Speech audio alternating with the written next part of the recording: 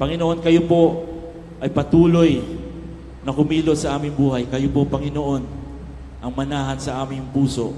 At kayo ang aming magiging Diyos habang buhay, Panginoon. Kayo, Panginoon, ang kumilos sa bawat isa sa amin.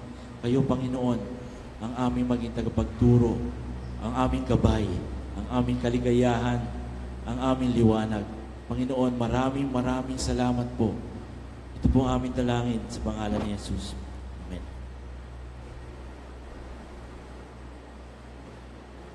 Isaiah 9:6.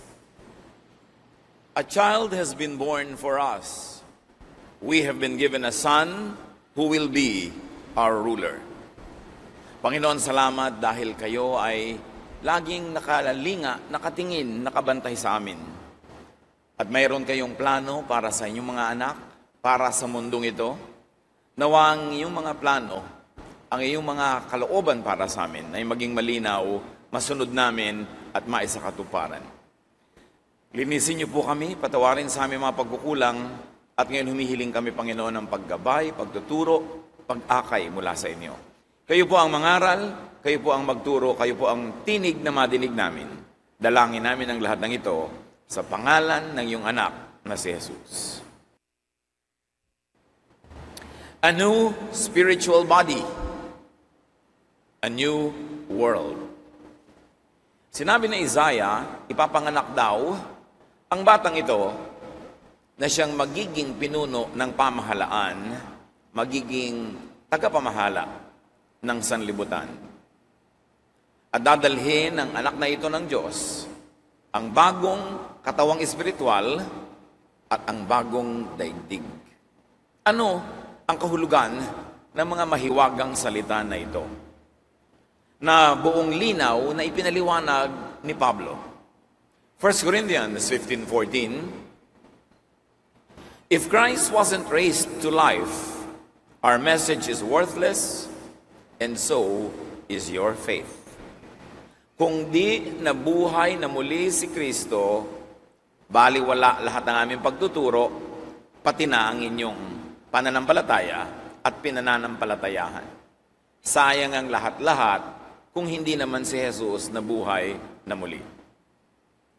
The Christian faith, as preached by Paul, is founded on Jesus being raised from the dead. Ang pundasyon ng ating pananalig, ng lahat ng ating ginagawa, inaasam, hinihintay, pinupunyagi, pinagsisikapan, ang pundasyon nito ay ang katotohanan ng si Jesus ay nabuhay na muli, binuhay muli ng Ama sa langit mula sa kamatayan. 1 Corinthians 15:45. The first man was named Adam. He was a living person. But Jesus, who may be called the last Adam, is a life-giving spirit. Two dispensations, two eras, two periods in time and in history. The first creation, headed by Adam, who was human, who was in the body, who was flesh. And then the second creation, or the recreation, or the new world order, headed by Jesus, who from the body has become a life-giving spirit after the resurrection. So ang kasaysayan ng tao at ang pakikipagmabutihan ng Diyos sa tao ay may dalawang panahon. Ang panahon ni Adan, at siya ang ama ng lahat ng taong katawan lamang, at ang panahon na sinimulan ni Jesus na siyang magiging ama, pinuno ng panahon ng mga taong magbibigyan ng katawang espiritual, buhay na espiritual, walang hanggan, superior to the first creation headed by Adam, which ended in death because of the fall. So, pinagkukumpara si Adan at si Jesus. Kay Adan nagsimula ang unang panahon at kay Jesus nagsimula ang bagong panahon. Resurrection means that from human flesh and blood, Jesus was transformed into a life-giving spirit. Na si Jesus, nung bumangon mula sa kamatayan, He assumed a new body, a spiritual body, and a life-giving, spirit-giving body that could be had, that could be received, that could be enjoyed by everyone who will believe in Him. 2 Corinthians 5, 1-5, our bodies are like tents that we live in here on earth. But when these tents are destroyed, we know that God will give each of us a place to live, meaning a new body. We want to put it on like clothes and not be naked. Ito daw ating katawang lupa ay para lamang tolda, parang tent na tinitirhan natin, temporary. Ginagamit mo lang pag nagka-camping ka, pero hindi yun ang permanent house mo. Pero sa kamatayan ng mga naniniwala kay Jesus, bibigyan yung espiritu ng bagong titirhan, bagong katawan, para daw bang itong damit na isinusuot mo para hindi ka manatiling hubad. Kaya ang namamatay ay nahuhubdan ng katawan at susuotan ito ng bagong glorified body na sinasabi ni Pablo. Such a change involved putting off the body like clothing and putting on a new spiritual body. Kaya ang mga nananalig kay Jesus, pagka namamatay, ay hindi dapat ipinagluluksa. Pwedeng malungkot ka dahil namimiss mo, pero yung kanyang katawan na inililibing, kung minsan kinekremate, kung minsan kung ano-ano ginagawa, wala na siya ron. Sapagkat ang kanyang espiritong dating nananahan doon, ay binigyan na sa oras ng kamatayan ng bagong katawan, a new spiritual body, the same spiritual body given to Jesus when He rose from the dead. Thus transformed, Jesus became the first Adam of a new generation of children of God, of which many others were to follow and are called to follow. So ang first generation of the children of God were the generation led by Adam, but there was the fall, there was a problem. So it was solved by having a second new generation led by Jesus. No longer going to die because Jesus, the Savior of everyone, already died for the sake of everyone else. So when Jesus rose from the grave, everyone who believed, are believing and will believe in Him, also rise from their own specific and personal deaths. Sa pamamagitan therefore ni Jesus, nagkaroon ng new world order, a new family of God, a new generation of children of God. Kaya sabi sa John 1:12, but to all who received Him, meaning Jesus, who believed in His name, He gave power to become children of God. Ang lahat ng tatanggap kay Jesus, maniniwala sa Kanyang pangalan, sa lahat-lahat ng katuruan tungkol sa Kanya, binigyan ng kapangyarihang maging anak ng Diyos. So a new spiritual family is born through Jesus.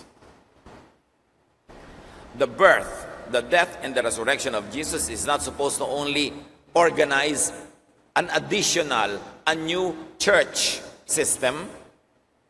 It started a new spiritual family that should really cover the earth and rule the world in the name of God. Colossians 1:15, He is the image of the invisible God, the firstborn of all creation. Or to be more precise, it could be suggested, the firstborn of all recreation, the firstborn of all new creation.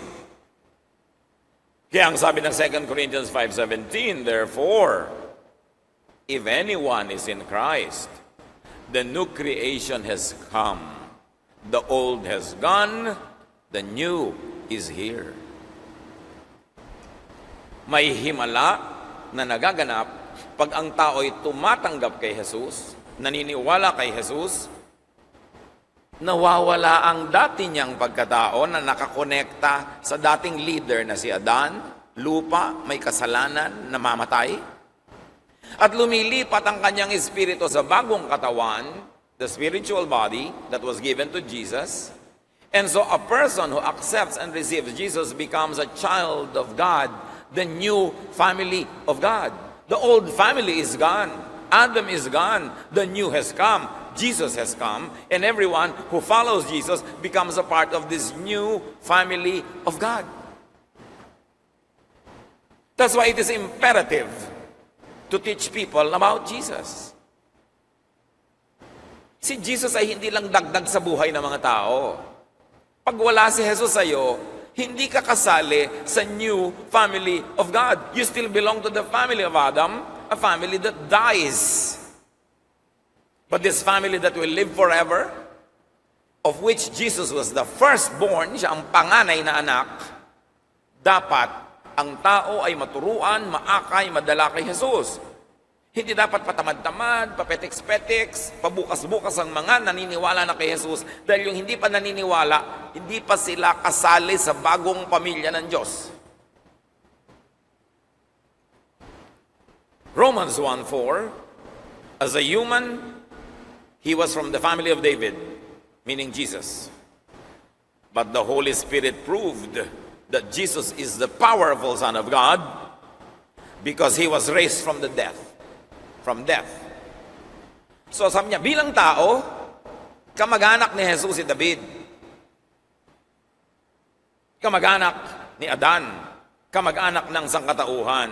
Pero pinatunayan ng Banal na Espiritu na hindi lang yun si Jesus, na siya ang makapangyarihang anak ng Diyos at pinatunayan niyan noong siya ay binuhay na muli.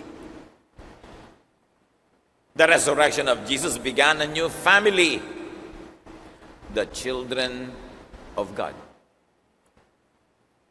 And if you believe in Jesus, you are now a member of this new family, the children of God. Everyone else who doesn't believe is not a member of this new family. Because it is belief in Jesus that changes your status from being a brother and son of Adam, who was destined to die, to becoming a brother and son of Jesus, son of the Most High God, whom Jesus taught us to worship. 1 Corinthians 6:17, but anyone who is joined to the Lord is one in spirit with Him. Nagiging kapatid. Kaya sabi ni Jesus, I no longer call you servants. Mga kapatid ang tawagan nila. Kasi merong isang Ama sa langit. This family is a distinguished, marked, and identifiably distinct family. The family of God. From the human point of view, from the naked human eye, you cannot identify who belongs to the family of God. But the Holy Spirit knows and identifies, and even evil spirits know, and they identify who belong to the family of God. Kaya may nagagaling-galingan nun, na nagpapalaya sa mga masasamang espiritu sa ngalan ni Jesus.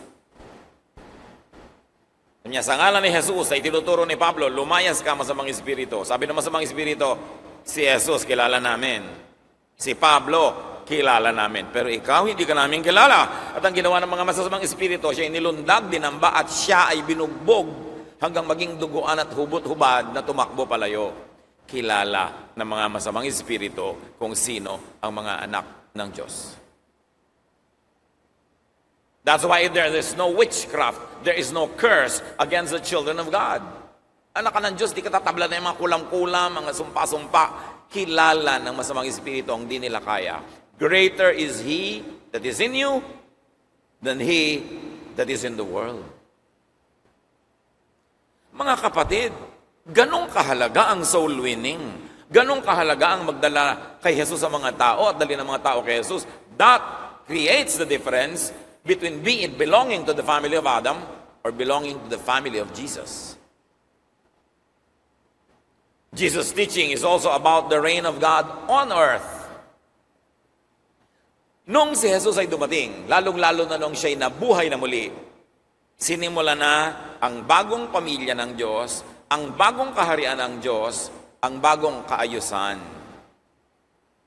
Hindi lang ito naiintindihan ng mga tao na pati ang itinuro ni Jesus na parang tinatawag na Lord's Prayer, ang hinihiling sa Diyos, simulan na ang kaharian dito sa lupa, hindi sa kabilang buhay, dito sa lupa.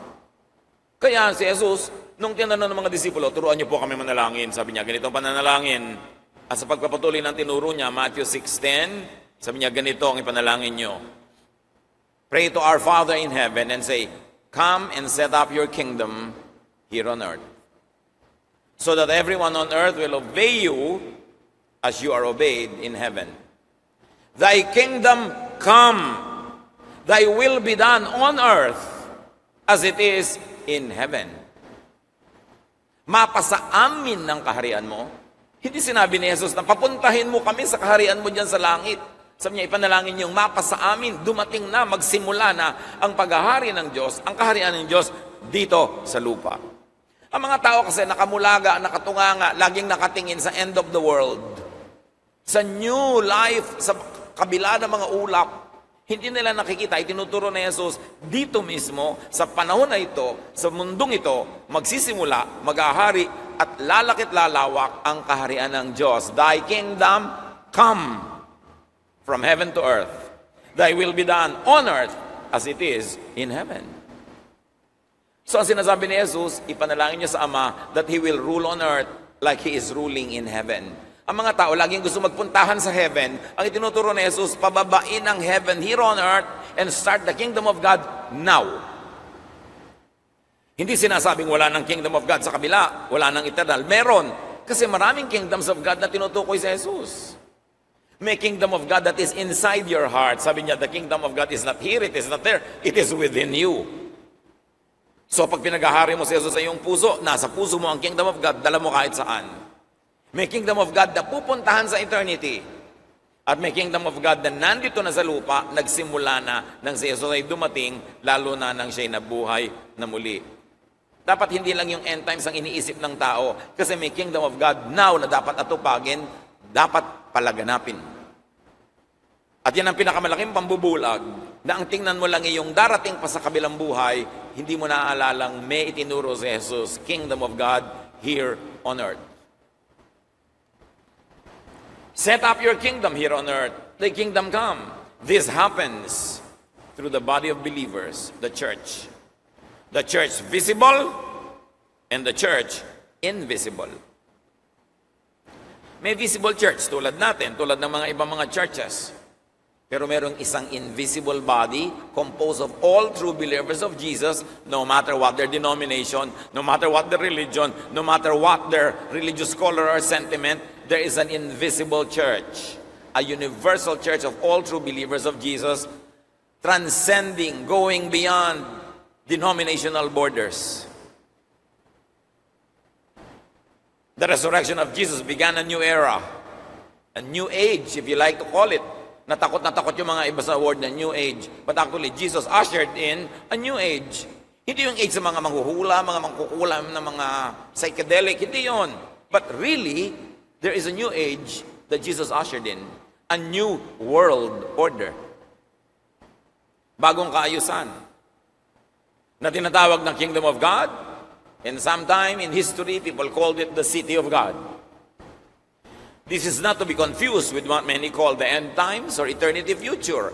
There is a kingdom of God here, now, that is supposed to be expanded, that is supposed to be governed by Jesus and peopled by the new family of God.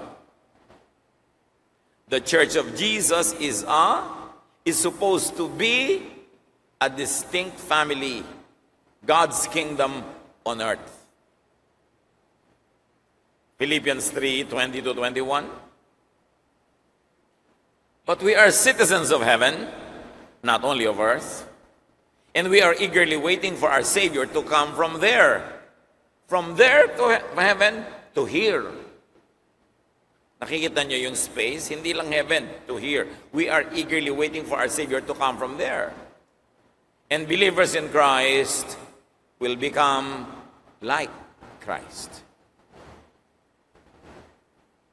The transformed believers will, in this body, function like Christ in this world at this time. Ano ang kahulugan niyan?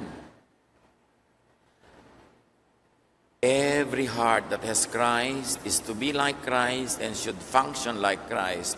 That is how the kingdom of God here on earth will expand. Matthew 28:18-20 gives us a very clear view of Jesus on how the kingdom of God will rule. Then Jesus came to them and said, "All authority in heaven and on earth has been given to me now. Therefore, go and make disciples of all nations now, baptizing them in the name of the Father and of the Son and of the Holy Spirit, and teaching them to obey everything I have commanded you. And surely I am with you always to the very end of the age." Sabi niya, lahat ng kapangyarihan na ibinigay na sa akin, kaya naman inuutusan ko kayo. Gawin niyong tagasunod ko ang lahat ng mga lahi, lahat ng mga bansa, lahat ng mga tao. Bautismuhan sila sa ngalan ng Ama, ng Anak at ng Espiritong Banal, at turuan sila ng lahat ng itinuro ko sa inyo. At tinitiyak ko sa inyo, ako'y kasama niyo hanggang sa katapusan ng panahon. Anong panahon? Yung panahon ni Adan. Yung panahon na ang mga tao ay anak lang ni Adan. Matatapos ang panahon na yon, dahil magsisimula ang bagong panahon, ang panahon ni Jesus, ang panahon ng mga bagong pamilya ng Diyos, at magsisimula ito pag ang bawat isang naniniwala kay Jesus will go to the nations, will go to people, teach them, baptize them, develop them as spiritual people. At pagka ang mga ito ay nagturo din at yung mga tinuro ay nagturo, dadami ng dadami ang mga pusong pinaghaharian ni Jesus, lalaki ang kaharian ng Diyos dito sa lupa. At pag yon ay naganap, as it increasingly grows, the old world diminishes. The growth of the new family, of the church of Jesus, the growth of the new world, will be inversely proportionate to the diminishing influence of the old world, of the world of Adam. Kaya mahalaga na ang bawat isa maging soul winner. Bawat pusong na kay Jesus, nababawa sa mga bawat pusong na kay Adan. Bawat pusong nadadala natin kay Jesus ay nasasama sa new family, nabubunot mula sa old family, nabubunot from sin to forgiveness, from death to life. Hindi pwedeng tatamad-tamad ang mga mananampalataya kung naiintindihan ang ibig sabihin ng kingdom of God. Sa kasaysayan, marami namang mga tinatawag na Kristiyano, pinalaganap ang kingdom of God through violence. Ginegera, ginagapi, pinapatay ang mga ayaw manalig. Hindi naman yun nag-work. Hanggang ngayon nga, maraming gumaganti pa sa mga Kristiyano dahil sa violence ng Christian church against many people of other faiths in the past. Hindi naman yun ay tinuro ni Jesus eh. Ang itinuro ni Jesus, win the world with love, with the forgiving kindness of God. Kaya ang sinabi nga sa Book of Acts, and every day the people of God were eating together, happy together, helping each other, praying for each other, helping the poor, feeding the widows, and the Lord added to their number daily those who were being saved. This is how you will change the world order, through the love of Jesus, not through the violence of religion. Wala naman. Daan-daang taon na nga. May mga saling lahi na ng mga taong inapi ng mga Kristiyano noon na hanggang ngayon gumaganti pa kasi sariwa pa ang sugat. It doesn't work that way. That is not the way of Jesus. So we've got to end this age unto the new age of Jesus. We've got to end this world system, not this planet, as many people always wish would happen, that the planet would explode, the planet would die as the end of the world. The end of the world is not the end of the planet. It is the end of the world of Adam, the end of a system that has decayed and has failed. The end of that world will be ushered in by the birth of a new world that was perfected when Jesus was raised from death. Kaya pag sinasabing end of the world, it shouldn't be read as end of the planet, as life as we know it. But end of a world order, a world system that is governed by sin and decay and failure. It will be ended by the birth of a new world. When people become born again, when they become new creations, the new world expands. The mission of Jesus Christ is to set up God's kingdom on earth now. And as we have said, there is the kingdom of God within. There is the kingdom outside in this world now. Some parts of it visible through the church of Jesus. And then there's a kingdom on the other side of eternity na tanging kaisa-isang tinitingnan ng marami na parang yun lang ang kingdom of God. Matthew 6, 9 to 10. Sabi ni Jesus, this is then how you should pray. Meaning, this is what you should aspire for. Our Father in heaven, your kingdom come. Meaning, here and now.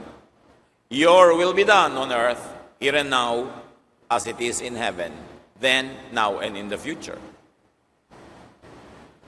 The confusion, the delusion, the diversion is to focus on the afterlife only, to focus on the other side of time, of eternity, and to focus on what many people are always feverish with, end times. Laging iniisip nila, end times, puputok lahat ng bulkan, magkakaroon ng tsunami, magkakaroon ng mga lindol, magigiba ang planeta. The time that will end is the time of Adam. The time of the old world order where sin is winner. And the new world, the new heaven on earth, the new kingdom of God, is that invisible kingdom because it lives in the hearts of true believers. Ang mahalaga, dumami ang tao na ang puso ay pinamumugaran, pinaghaharian ni Jesus. Kumuanti yung mga anak ni Adan, dumami yung anak ng Diyos through Jesus. That is how the kingdom of God will expand. Not through political conquest, and definitely not through the competition of the so-called Christian denominations. Jesus and John the Baptist were pointing at the kingdom of God on earth.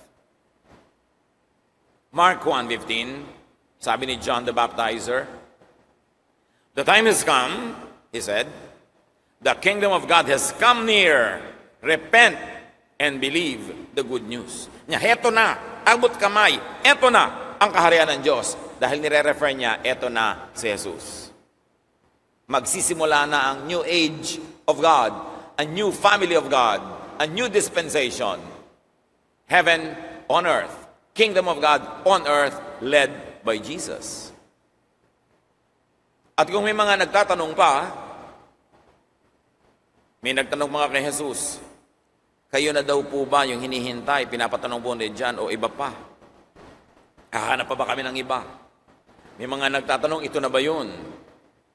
Sabi ni Jesus sa Luke 11:20, if I drive out demons by the finger of God, then the kingdom of God has come upon you. And of course, the answer is yes. Sabi ni Jesus, kung ako ay nagpapalayas sa mga demonyo sa pamamagitan ng kapangyarihan ng Diyos, sign yan, alam nyo na dumating na ang kaharian ng Diyos. The kingdom has come. Tapos yung iba nakatingin pa sa ulap, inaantay pa nila mangyari yun, o iniintay nila mamatay sila at pumunta sila doon sa kingdom of God in eternity. Sabi na ni Jesus, dumating na dito sa lupa ang kingdom of God. Ang patunay, nagpapalayas ako ng mga masasamang espiritu. Can you imagine? Very powerful spirits driven out by the power of God. It means that God has taken over again the planet. God has ruled again. God is reclaiming creation, closing the chapter of creation 1 led by Adam, and opening the chapter of the new creation led by Jesus. This new world order, this winning of the world for God, this kingdom of God on earth will and can happen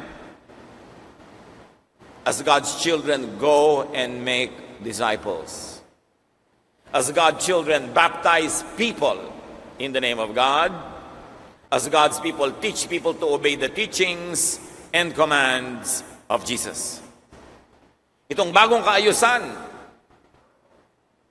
ang paggapi sa mundo at pagdadala nito sa Diyos, ang kaharian ng Diyos ay mangyayari kung ang mga anak na ng Diyos, kayo, ako, na naniniwala kay Jesus, ay hahayo at lilikha ng mga bagong tagasunod ni Jesus.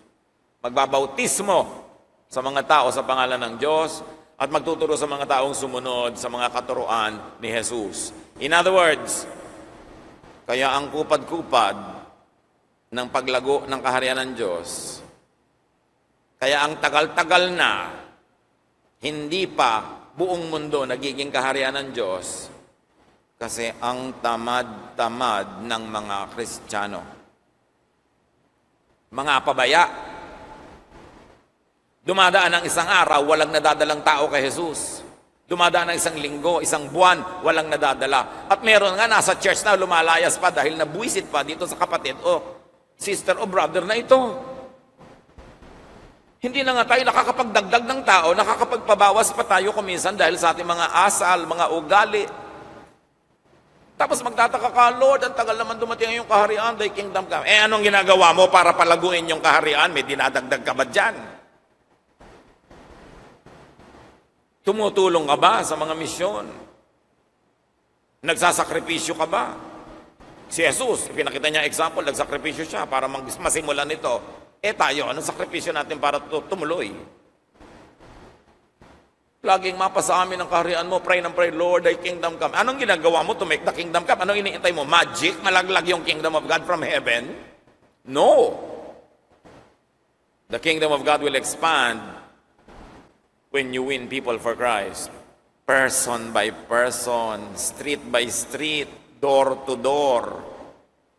Binubuksan mo bahay mo for Bible study, ang opisina mo, nagtuturo ka, uma-attend ka. Sinusuportahan mo ang mga gawain ng Panginoon that is expanding the kingdom of God. You join in the world's army, not to kill, not to be violent against people, but His army of love, His army of caregivers, who will win the world, not by violence, but through the love of Jesus. May pananagutan tayo, kaya hanggang ngayon di pa buo. Hindi na nga Christianity ngayon ang fastest growing religion. Alam nyo ba, iba na. Kasi naman, konti na yung mga Kristiyano, bakbakan pa ng bakbakan, kontes pa ng kontes, siraan ng siraan. Tuwang-tuwa ang dyablo. People are not being won for Christ. The church is losing believers and losing people because of bad testimony, because of bad behavior. Walang alam siraan at sirain, kundi kapwa mananampalataya kay Jesus. Ano sabi ng Acts 1:8? But you will receive power when the Holy Spirit comes on you. And you will be my witnesses in Jerusalem and in all Judea and Samaria and to the ends of the earth. Bawat isang mananampalataya ay tumatanggap ng kapangyarihan mula sa Espiritu para magpatotoo tungkol kay Jesus, magdala ng kaluluwa kay Jesus, puntahan ang mga kaluluwa sa kanilang Jerusalem. Ibig sabihin, your immediate environment, at sa yung Judea, yung probinsya mo, at sa yung Samaria, yung kabilang probinsya, at hanggang malalayong mga lugar. In other words, each of us, at huwag yung ilimit yung istorya sa Israel, bawat isa may kanyang Jerusalem, Judea, Samaria, and ends of the earth. Saan naman kayo nakakarating sa soul winning? Dapat meron. Every heart that has Christ is a missionary. Every heart that doesn't have Christ is a mission field. Hindi lang yung mga full-time missionary ang missionary. Lahat ng tumanggap kay Jesus, misyonero yan. Kaya itatanong mo sa sarili mo, ting nananalamin ka, ilan namang kaluluwa ang nadala mo sa Panginoon ngayong araw na to? Ngayong buwan na to, ngayong taon na to, may 5 taon na, wala ka pang nadadala ni isa. Nakakahiya, di ba? At saka nadi-disadvantage ang mundo. Tumatagal ang ganap na paghahari ni Jesus. Kasi ang tronong uupuan niya, hindi naman tronong kahoy o ginto o bakal o bato, puso ng mananampalataya. Bawat puso na nagiging bahagi ng trono na yon, palaki ng palaki ang trono hanggang isa ay maging global. Because the soul winning that Jesus taught in Acts 1:8, that the disciples relived and echoed in Acts 1:8, is global expansion. Ends of the earth. So the kingdom of God on earth, the new world, will be established when the old world ends. Para magsimula ng ganap ang bagong mundo, dapat isara ang lumang mundo. The old world will be ended by the ushering in of God's kingdom on earth, by the establishment of God's spiritual family on earth, governed by His firstborn Son, Jesus, and peopled by you and me, by those who were made into God's children by faith in Jesus. Yun ang bagong mundo. That is the city of God. That is the kingdom of God on earth, and that is the church of Jesus. And we don't mean a specific religion or denomination or sect. The invisible family of God, the invisible church, is composed of all true believers in Jesus, no matter the religious or denominational color. Kaya dapat tama na yung mga bakbakan ng mga denominasyon. It is not moving forward the agenda of God. It is only serving the divisive agenda of Satan. The old world will be ended by the preaching of the gospel of Jesus Christ. And what is that gospel? You are a sinner. You will go to death for it. But thank God, He sent His Son Jesus to pay for your sins. And now when you believe in your sins, you are forgiven and you are made a child of God. You join the new family of God, the new world order, heaven on earth. The gospel is that simple. Huwag paguluhin. Na pwede ba ako kumain ng dudugan? Pwede ba ako mag-long hair, short hair? Pinapagulo. Simple ang gospel. Matthew 24:14. When the good news about the kingdom has been preached all over the world and told to all nations, the end will come. What end? Whose end? Not the end of the planet, not the end of life as we know it, the end of the age of Adam. The end of the world led by Adam, steeped and condemned by sin, the world that will decay. When the gospel of Jesus is preached, when Jesus is received by the nations, by people, by individuals, the end will come. What end? The end of the old world order, governed by sin and condemned to death. Akala nung iba, mag-e-end, pag nag-preach ka, yung planet, hindi naman sinabi sa verse. The end of the world. What is a world? A world is a thought system, value system, political system. That world will end. The old world, governed by sin, condemned to die, will end when the new world is born. A new world order, ushered in by the firstborn Son of that new world, of that new family of God, when the gospel is preached. That's how important it is to preach the gospel. Gusto mong wakasan ang paghahari ni Satan sa mundo? Gusto mong wakasan ang eternal death of those who are not in the Lord? Gusto mong wakasan ang kasamaan ng lahat ng mga karumihan? Ang pagwawakas niyan ay mangyayari pag nagsimulang maghari si Jesus sa puso ng mga tao. That world will end. Akala ng iba, planeta yung mag-e-end. Bakit naman? Wala namang sinabi sa Bible na gano'n eh. Ang nagsabi lang doon, mga kongregasyon, mga theologian. Pero pag binuklat mo yung Bible, wala namang gano'n. Dalilibang tuloy tayo na ang iniintay natin, mawasak yung planeta, magunaw, magumuho. Tapos no, that world that will end is the world of Adam. The world of sin. The world of unforgiven sin. The world of condemnation. The world that was cursed because of sin. That will end when the family of Jesus begins to people the earth. the family of God, the Church of Jesus Christ, and we don't mean any specific denomination here, is not supposed to be just an addition to the world. The Church of Jesus, the family of God, is supposed to be the new world, not just an addition to the old one. It's supposed to be the new world order. So you and I know that the work is yet unfinished. Hindi na nga nagiging dominant religion ang Christianity, natatalo na ng iba. So nade-delay palalo yung timetable. How can there be a new world order without a new world? How can there be a new world without a new spiritual family of God? All Jesus believers must now cooperate and not compete to win the world for Christ. To establish the family of God, at the very least, as the dominant majority family on earth. Not the family of Adam, not the family of Satan. And how can that happen? You go, you teach, you baptize. Make followers, then disciples, then disciplers. Ang pagtuturo dapat ay responsable at malinaw. Na ako na nagturo sa iyo ng buong linaw mong natutunan, kaya naituro mo pa ng buong linaw sa tinuruan mo na kaya pang magturo ng buong linaw sa 4th generation believer.